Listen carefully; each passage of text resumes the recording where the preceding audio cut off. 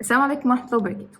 في قاعدة صايعة جدا وصل لها دكتور دانيال كانمان وزمايله عن ازاي بنفتكر الأحداث اللي بتحصل لنا والتجارب اللي بنعيشها، وقال لنا عليها في كتابه Thinking Fast and Slow، كتاب بيست سيلر وجامد جامد ومشهور قوي، وهي البيك اند رول أو قاعدة الذروة والقفلة.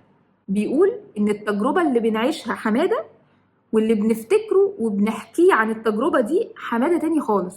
فمثلا تجربة خروجة مع الولاد، تجربة الخروجة نفسها فيها لحظات كتير بنعيشها، لحظات حماس، لحظات الولاد بيضربوا بعض في العربية، لحظات زهقانين، لحظات جعانين، لحظات بنراجع نفسنا أنا إيه اللي عملته في نفسي ده، فرجت على الدنيا شوية أوباش.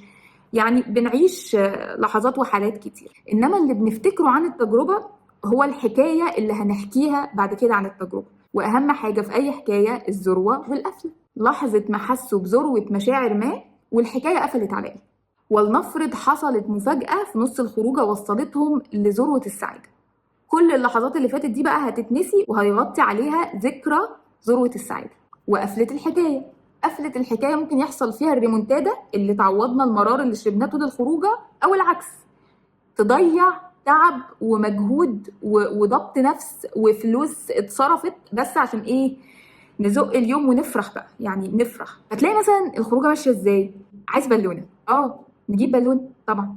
ايس كريم ده فريش، يا حبيبي نجيب ايس كريم، نجيب وننبسط، نجيب وننبسط. ايه ده غدا للبنات اللي على شكل زهره اوركيد القرد، الا اوركيد القرد دي نادره دي، الا لو فاتتنا حاجه تحمر مننا كده ولا كده. لا نجيب غزل البنات طبعا ومال. نيجي بقى واحنا ماشيين يشبطوا في حاجه كمان، لا خلاص بقى كفايه كده جبنا كتير. بس تلاقي بقى عياط وصريخ ودبدبه في الارض، تلاقي نفسك واقف قدام شعور بالحرمان، فتبقى اللي هو حرمان بعد كل ده احنا جبنا زهرة أوركيد القرد ودراما وصعبانيات، وده انا كان طول عمري نفسي فيها، ده اوحش يوم في حياتي، اوحش قلبي. بس خلاص باظت الخروج، انا هكملها في المستشفى. وبقى معانا حكايه ساد اندنج. طبعا احنا نربيهم على معنى الرضا وكل حاجه، بس مش موضوعنا النهارده. احنا النهارده بنتكلم في ازاي نستفيد من البيك اند رول ونظبط القفله. فاحنا نتارجت ان في نص الخروجه نعمل حاجه تبقى واو، اوكي، عشان ايه؟ تفضل هي دي الميموري اللي تغطي على اي حاجه تانية. ونظبط القفله، فمثلا يعني لو عرفنا ندع لهم انه اتفرج وشوف كل اللي يعجبك عشان تبقى عرفت الاوبشنز كلها، وقبل ما نمشي نختار من الحاجات دي علشان تبقى شفت كل حاجه. فلو دخلت عليهم الفكره يبقى واحنا مروحين اشترينا واتراضينا ونروح مبسوطين، وبقى معانا حكايه هابي اندنج. طبعا الثعلب مكار وما نعرفش بيبيض ولا بيولد، وممكن اي حاجه تحصل تهربد لنا الخطه، بس يعني ده الكونسبت، انك بتظبيط القفله تقدر تتحكم في الذكرى اللي هتفضل عند الناس عن حدث ما. بيقول لك في واحدة من الدراسات جابوا 2 محتاجين يعملوا منظار، هو منظار من مكان مش ولا بد ومؤلم جدا. ال2 مرضى اتعرضوا لنفس العملية المؤلمة، بس واحد العملية خلصت وهو في ذروة الألم، يعني في ذروة الألم سحبوا المناظير. التاني زودوا له بعد اللحظة دي 3 دقايق كده، ما سحبوش المناظير، يعني سابوها لمؤاخذة جوه، بس ايه، ما بتتحركش، فما فيش ألم، هو بس يعني عدم ارتياح على قلة قيمة كده، بس ما فيش ألم. لما اتسألوا الاتنين بقى عن التجربة اللي عاشوها، ايه اللي فاكرينه عنها، اللي عمليته خلصت في شدة الألم، حكايته عن التجربة إنها كانت مؤلمة جدا وبشعة. ابو 3 دقايق بقى زياده بس القفله ما كانتش في شده الالم، كانت حكايته عن التجربه انها مؤلمه بس مش بشعه قوي. فالحكايه بقت اقل سوء لما لعبنا في القفله. زي ما البيك اند رول ممكن تستخدمها وانت بتحضر ايفنت مثلا، ولا وانت بتنظم رحله، ولا بتظبط خروجه للولاد. البيك اند رول ممكن كمان تستخدم في تجربه او في حدث هو اصلا سيء، علشان تتحكم في الذكرى اللي هتبقى عند الناس عن الحدث ده وتخليها ذكرى أقل سوء. فمثلا العالم كله دلوقتي بيشوف مشاهد ما شافش في بشاعتها قبل كده، والدنيا مقلوبة، والكيان بقى شكله زي الزفت في العالم كله، وسمعته بقت في الأرض بعد ما كانوا ناجحين جدا في إقناع العالم كله إن هم ضحية، وكانوا العالم كله متعاطف معاهم على طول الخط. خسروا الحرب الإعلامية، جايز بداية النهاية زي ما دكتور إيلان بابي بيقول احتمال، وجايز مراهنين إن هم يعرفوا يظبطوا القفلة ويلعبوا في ذاكرة العالم وينسوه.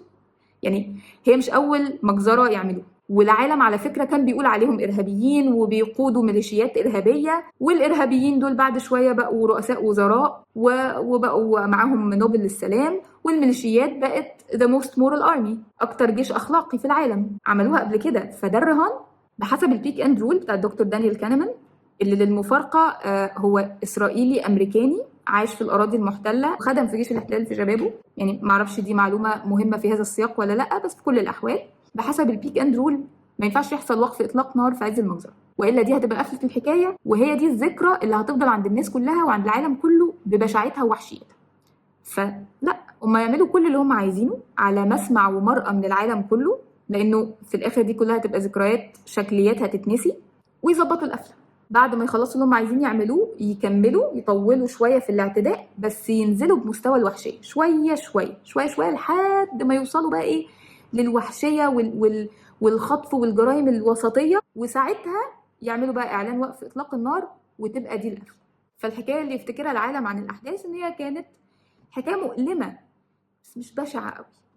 لا بس احنا مش هننسى، احنا هنفضل فاكرين، وحتى بالهاشتاج we will never forgive we will never forget، فمش هيحصل. مش عارفه اجيبها لكم ازاي، بس دكتور كانمان في thinking fast and slow بيقول these kinds of statements should be taken as promises or predictions which can be false and often are, even when uttered with complete sincerity. It's a good bet that many of the things we say we will always remember will be long forgotten 10 years later.